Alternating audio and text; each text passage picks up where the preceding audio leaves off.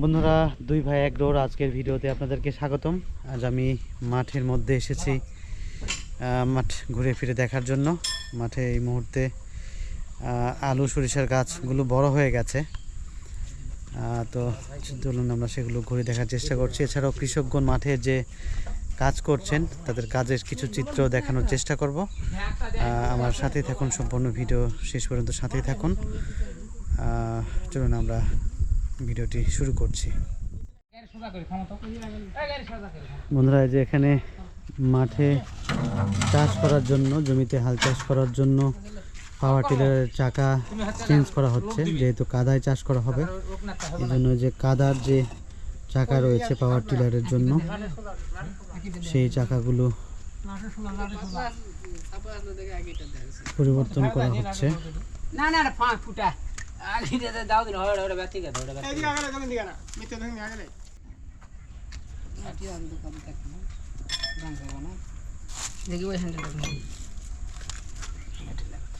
এই যে রাবারের চাকা পরিবর্তন করে লোহার চাকা লাগানো হবে। রাবারের চাকা দিয়ে শুকনো জমিতে চাষ করা হয়, আর লোহার যে চাকাগুলো আছে সেগুলো দিয়ে কাদাযুক্ত জমিতে চাষ করা হয়।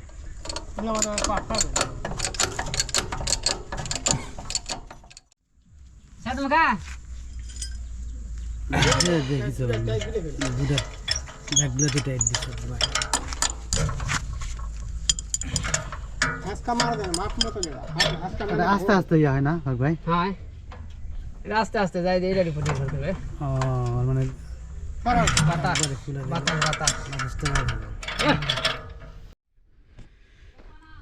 বন্ধুরা, এই যে মাঠের চিত্র দেখুন। আমি পূর্বের ভিডিওতে যে আলু রোপণের চিত্র দেখিয়েছিলাম মাঠে, তো সেই আলুগুলোই দেখুন, আলুর গাছগুলো দেখুন বড় হয়ে গেছে, মোটামুটি অ্যাডাল্ট হয়েছে। এখন আলু গাছে আলু ধরতে শুরু করবে আর কি, অর্থাৎ আলু যে রয়েছে সেই আলুটা গাছে এখন গজাতে শুরু করবে। আলু হচ্ছে মূলত রূপান্তরিত কাণ্ড। সরিষা রোপণের যে ছোট ছোট গাছগুলো আমি দেখিয়েছিলাম আগের ভিডিওতে, দেখুন সেই গাছগুলোই মূলত এই যে বড় হয়ে গেছে। সরিষাতে দানাও তৈরি হয়েছে, সরিষার গাছে যে দানা হয় সেগুলো হয়েছে। এই যে এগুলো ফল আর কি, সরিষার ফল আমরা বলে থাকি। এই ফলের মধ্যে আসলে সরিষার যে দানা বা বীজ আছে সেগুলো হয়। এই যে এক একটা ফলের মধ্যে, এক একটা সরিষা ফলের মধ্যে অনেকগুলো করে সরিষার দানা হয়, যেটা মাস্টার সিড বা সরিষা বীজ আমরা বলে থাকি। সেগুলো কিন্তু এই ফলের মধ্যেই হয়ে থাকে। দেখুন, এই যে ফুল থেকে আসলে ফল হয়, ছোটোবেলায় আমরা যে প্রবাদ বাক্য পড়েছিলাম। তো আসলে এই যে এরকম প্রথমে সরিষাতে ফুল আসে, ফুল থেকে আস্তে আস্তে আস্তে ফল হয়ে হয়ে ফুলটা উপরে উঠে চলে আসে এবং ফুলগুলো পড়ে যায়, ফলগুলো আসলে গাছে থেকে যায়। এই ফলগুলো ম্যাচিউরড হবে, ম্যাচিউরড হয়ে পরিপক্ক হবে যখন, তখন এই ফলগুলো সেখান থেকে মানে গাছ থেকে আমরা যেভাবে ধান মাড়াই করা হয় মূলত প্রায় ঠিক সেরকম প্রক্রিয়াতেই এই সরিষা কিন্তু সংগ্রহ করা হবে এই গাছ থেকে।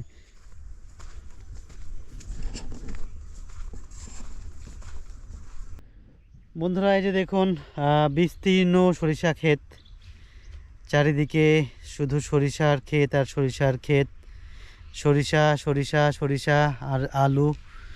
তো এই মূলত যেটা হয়ে থাকে আমাদের এই অঞ্চলটাতে, প্রচুর পরিমাণে সরিষা এবং আলুর চাষ হয়। আলুর চাষ এখন থেকে 10 বছর বা 15 বছর বা 20 বছর আগে আলুর চাষ খুব একটা হতো না, আলু চাষ করতো না লোকজন, সরিষা বেশি চাষ করতো, সেই সাথে অন্যান্য ফসল।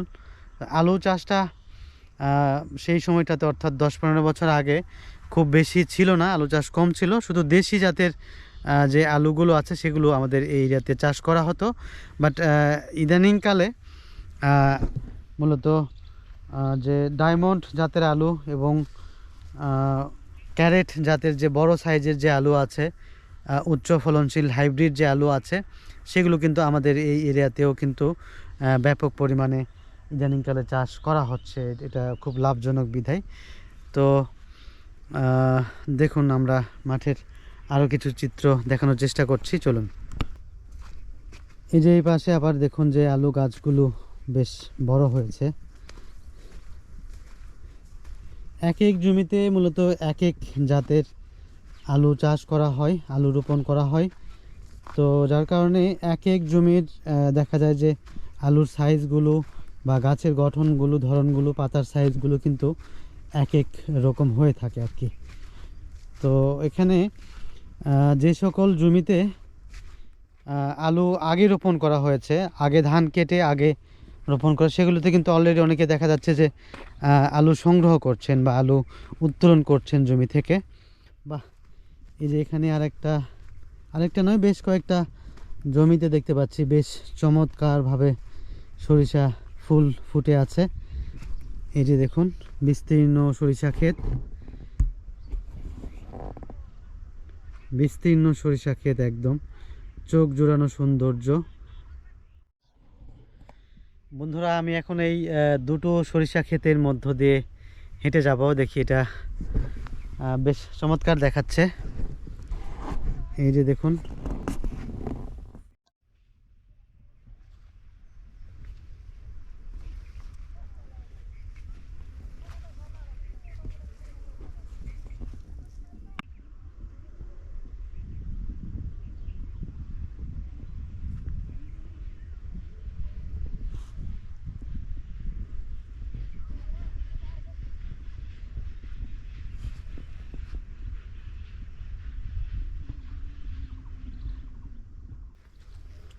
সরিষার এই ফুলের সিজনে দেখা যায় যে একটা ট্রেন্ড চলে, যে অনেকে সরিষা খেতে এসে ছবি ওঠায়, ভিডিও বানায়। বাট আমাদের গ্রামের লোকজনের কাছে এই সরিষা ক্ষেত নিয়ে বা সরিষার ফুল নিয়ে খুব একটা এক্সাইটমেন্ট নেই, কারণ হচ্ছে যে আমরা ছোটোবেলা থেকেই এগুলো দেখে আসছি। কাজে আমাদের মধ্যে ওই যে খুব একটা যে আগ্রহ বা এক্সাইটমেন্ট কাজ করে না সরিষা ক্ষেত দেখলে বা সরিষার ফুল দেখলে, যেহেতু আমরা এটা মানে হর হামেশাই দেখে থাকি আর কি। তো তারপরও যেহেতু যারা আমাদের দর্শক ভাই বোন রয়েছেন, আমার যারা সরিষা ক্ষেত দেখতে বা সবুজ প্রকৃতি দেখতে ভালোবাসেন, সরিষার ফুল সমৃদ্ধ সরিষা গাছ দেখতে ভালোবাসেন, তাদের জন্য মূলত এই ভিডিওটি ধারণ করা হচ্ছে।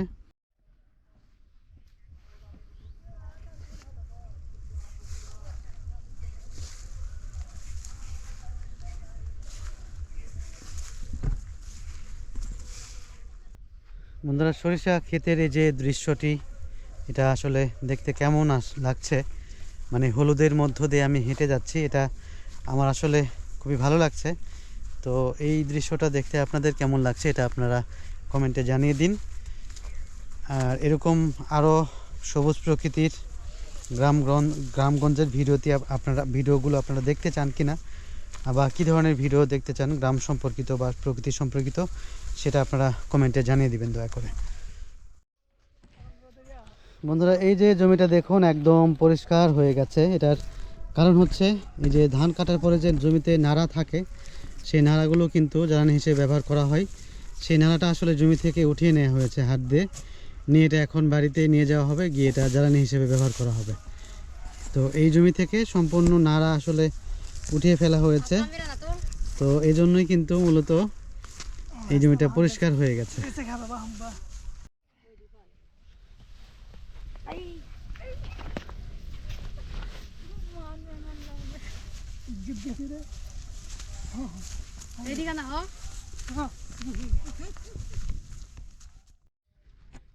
বন্ধুরা চলুন আমরা আরেকটু আগে এগোই, সামনের দিকে এগোই।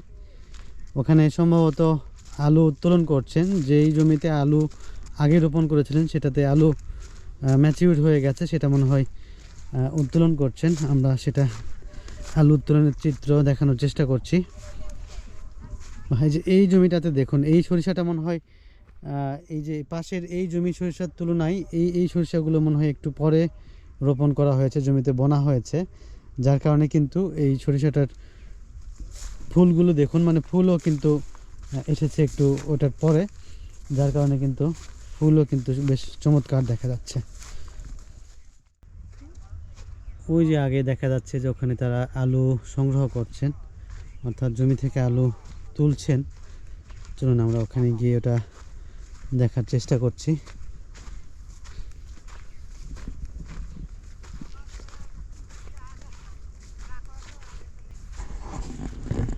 বন্ধুরা, এই জমিতে দেখুন যে সরিষা কিন্তু বেশ পুষ্ট হয়েছে। এই যে সরিষার ফলগুলো কিন্তু বেশ পুষ্ট হয়েছে, বেশ দারুণ দেখাচ্ছে কিন্তু এটা।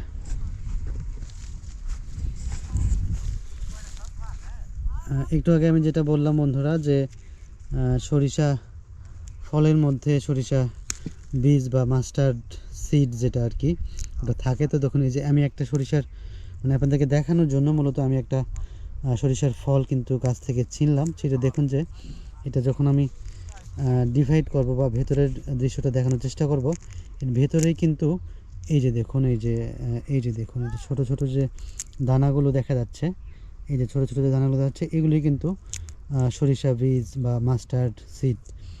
এই সরিষা বীজগুলোই কিন্তু গাছে পরিপক্ক হবে, দেন এটা সংগ্রহ করা হবে কয়েকটা প্রক্রিয়ার মাধ্যমে। সংগ্রহ করে এই সরিষা বীজ থেকেই কিন্তু আসলে তেল উৎপাদন হয় আর কি। যে বাজারে আমরা সরিষার তেল যেটা পাই বা আমরা রান্নার কাজে বা খাওয়া সরিষার তেল যেটা আমরা খাই, সেটা কিন্তু এই সরিষা বীজ থেকেই হয়ে থাকে।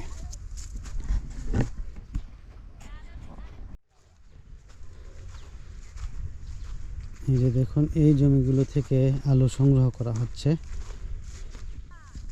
এই যে দেখুন এই যে আলু সংগ্রহ করা হচ্ছে। এটা আসলে হাইব্রিড জাতের আলু, বড় জাতের আলু। এটা কি জাতের আলু ভাই? এটা স্টিক আলু। এটাকে আমরা আমাদের স্টিক আলু বলে থাকি। এটার আসলে বৈজ্ঞানিক নাম বা আসলে অ্যাকচুয়াল কোন জাতের আলু এটা আমাদের এই মুহূর্তে আমার জানা নেই। তো আমরা আমাদের লোকাল ভাষায় আমরা স্টিক আলু বলে থাকি। তো এটা অ্যাকচুয়ালি কোন জাতের বা কোন প্রজাতির আলু, এটা যদি আপনারা কেউ জেনে থাকেন দয়া করে কমেন্টে জানাবেন, তাহলে আমাদেরও জানা হয়ে যাবে। বন্ধুরা, আমাদের এই অঞ্চলে এবং বাংলাদেশে এভাবেই আসলে ম্যানুয়ালি হাত দিয়ে আলু সংগ্রহ করা হয় জমি থেকে। আমি যতদূর দেখেছি মূলত অনলাইনে, যে অন্যান্য কান্ট্রিতে আলু সংগ্রহের প্রক্রিয়া কিন্তু যান্ত্রিক অথবা আধা যান্ত্রিক, কিন্তু আমাদের দেশে আমাদের এই এরিয়াতে মূলত এখনও পর্যন্ত কিন্তু সেই সনাতনী হাত দিয়ে ম্যানুয়ালি যে আলু সংগ্রহের যে প্রক্রিয়া, সেটাই কিন্তু এখনও অনুসরণ করা হয়। তো আপনারা চিত্রে যেটা দেখতে পাচ্ছেন যে হাত দিয়ে আলুর এই বেডটা আসলে সরিয়ে নেওয়া হচ্ছে, নিয়ে গাছের গোড়াতে যে আলুগুলো রয়েছে সেগুলো কিন্তু সংগ্রহ করে এই যে একটা বস্তার উপরে রাখা হচ্ছে। এটা আবার এখান থেকে নিয়ে কিন্তু বাড়িতে নিয়ে যাওয়া হবে, গিয়ে সেখান থেকে আবার বাজারে বিক্রয় করা হবে আর কি প্রয়োজন অনুসারে। বন্ধুরা, এখানে আরেকটা বিষয় আমি উল্লেখ করছি।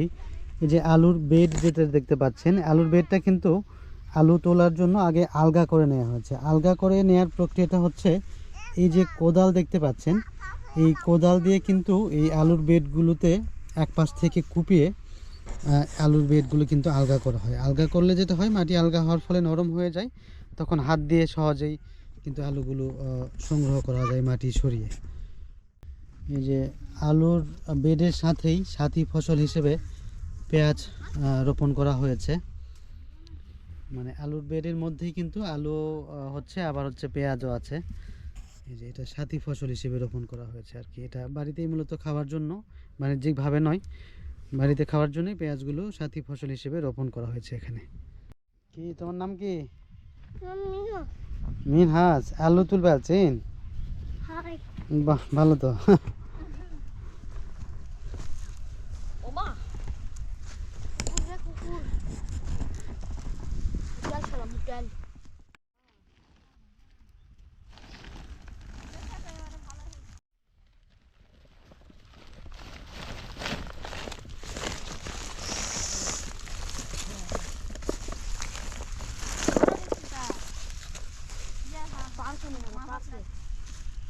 সমান হয়নি,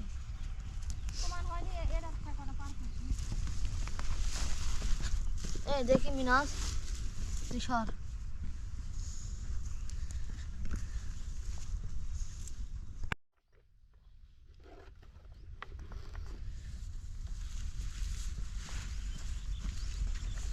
আমার ভিডিও জানো মনে আসে না বিসমিল্লাহ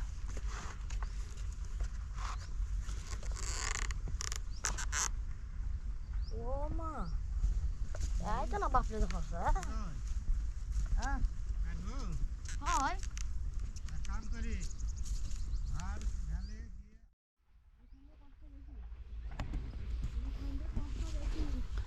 তোমার লিজে তুলেছেন কেমন ভাবি?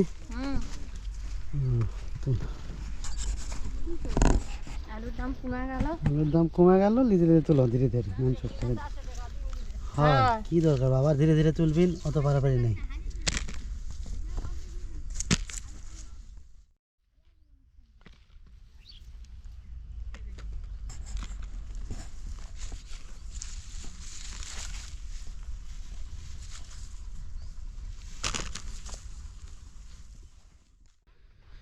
বন্ধুরা এখন আলু উত্তোলনের যে চিত্র আপনারা দেখতে পেলেন, এটি মূলত আসলে অগ্রিম, অর্থাৎ সিজন শুরুর আগেই যে মানে অগ্রিম সময়ে যে আলুগুলো রোপণ করা হয়েছিল সেটাই আসলে উত্তোলন করা হচ্ছে। বাট এই যে এই সামনের যে জমিগুলোতে আপনারা দেখতে পাচ্ছেন বা তখন দেখলেন, সেগুলো কিন্তু আরও মোটামুটি 1 মাস পরে কিন্তু এই জমিতে আলুগুলো ম্যাচিউর হবে, তারপর হচ্ছে এই আলুগুলো কিন্তু উত্তোলন করা যাবে। তো যেহেতু তারা 1 মাসের মতো সময় আগে আলু রোপণ করেছিল, সেহেতু আগেই কিন্তু তারা আলু মাঠ থেকে উঠিয়ে ফেলছেন আর কি। তো এই আলু উঠিয়ে ফেলার পরেই কিন্তু জমিগুলোতে আবার সেচ দিয়ে চাষ করে বোরো ধান কিন্তু রোপণ করা হবে। বন্ধুরা যে আরেকটা ব্যাপার আমি এখানে দেখতে পাচ্ছি, এই যে দেখুন এই জমিতে কিন্তু আবার ক্ষীরা, যেটা আমরাকে বলি ক্ষীরা, কিন্তু চাষ করা হচ্ছে। ক্ষীরার চারা কিন্তু এই যে খানিকটা বড় হয়ে গেছে।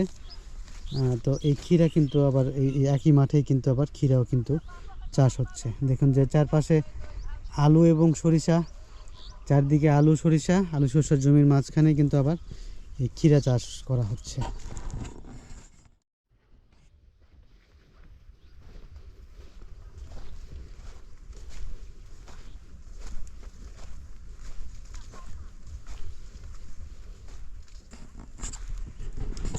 কত উর্বর জমি আমাদের এলাকায় দেখুন বন্ধুরা।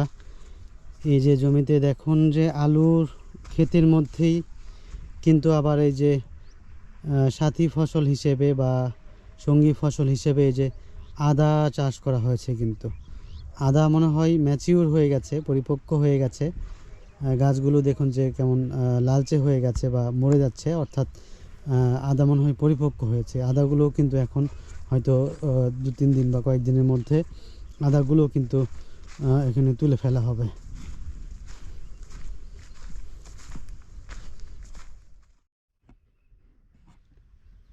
বন্ধুরা যে এই জমিতে দেখুন, এটাতেও বেশ চমৎকার আলু ফলেছে, আলু হয়েছে। বন্ধুরা এই যে আমি আসলে জমিতে সেচ দেওয়ার জন্য যে নালা বা ড্রেন আছে, এটা হচ্ছে ডিপ টিউবওয়েল থেকে এই ড্রেনটা চলে এসেছে মাঠের মধ্যে দিয়ে, ক্ষেতের পাশ দিয়ে। এই ড্রেন থেকে আর কি জমিতে সেচ দেওয়া হয়, পানি সেচ দেওয়া হয়, ফসলি জমিতে সেচ দেওয়া হয়। ওখানে আলুর জমিতে একজন কৃষক কীটনাশক বা বালাইনাশক স্প্রে করছেন। বন্ধুরা যে সামনে যেটা দেখতে পাচ্ছেন, এটা হচ্ছে বীজতলা, ধানের বীজতলা। এখানে ধানের বীজ রোপণ করা হয়েছে। এই চারা বা ধানের বীজ থেকে যে চারা হয়েছে, এই চারা ধানগুলি কিন্তু আবার এই যে এই জমিগুলোতে কিন্তু চাষবাস করে সেখানে রোপণ করা হবে আর কি। চলুন আমরা আরেকটু সামনের দিকে এগোই।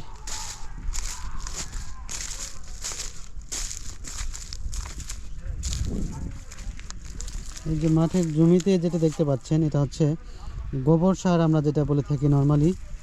এই জমিতে কিন্তু গোবর সার প্রয়োগ করা হয়েছে। দেখুন এটা মূলত গৃহস্থালী পালিত যে গরু ছাগল রয়েছে এবং অন্যান্য গৃহস্থালী বজ্র যেগুলো থাকে, সেগুলো কিন্তু একটা নির্দিষ্ট স্থানে সংগ্রহ করা হয়। গৃহস্থালী বজ্র এবং গরু ছাগলের যে মলমূত্র রয়েছে সেগুলো কিন্তু একটা নির্দিষ্ট স্থানে জমাট করে রাখা হয়, সেখানেই কিন্তু এগুলো পচে গোবর সার প্রস্তুত হয়।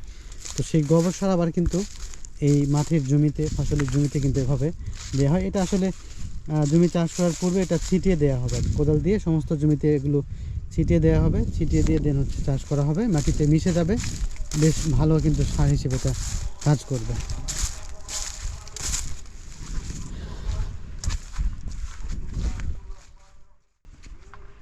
দুই পাশের জমিতে দেখুন যে আলু গাছের বা আলুর কাণ্ড পাতার কী ধরনের পার্থক্য। এই যে এই পাশের জমিতে দেখুন যে আলুর গাছগুলো, পাতাগুলো কিন্তু অপেক্ষাকৃত ছোট, আবার এই পাশে দেখুন এই আলুর গাছ বা পাতাগুলো কিন্তু অপেক্ষাকৃত বড়। মূলত যেটা হয়েছে, এই দুই পাশের জমিতে আলু রোপণের ক্ষেত্রে 5 থেকে 7 দিনের একটা পার্থক্য ঘটেছে। একই সাথে দুই পাশের গাছের কিন্তু আলু বীজেরও কিন্তু পার্থক্য আছে। তো এই জন্যই কিন্তু এই গাছের মধ্যেই আসলে পার্থক্যটা স্পষ্টভাবে প্রতীয়মান হচ্ছে বা আমরা ধরতে পারছি আর কি।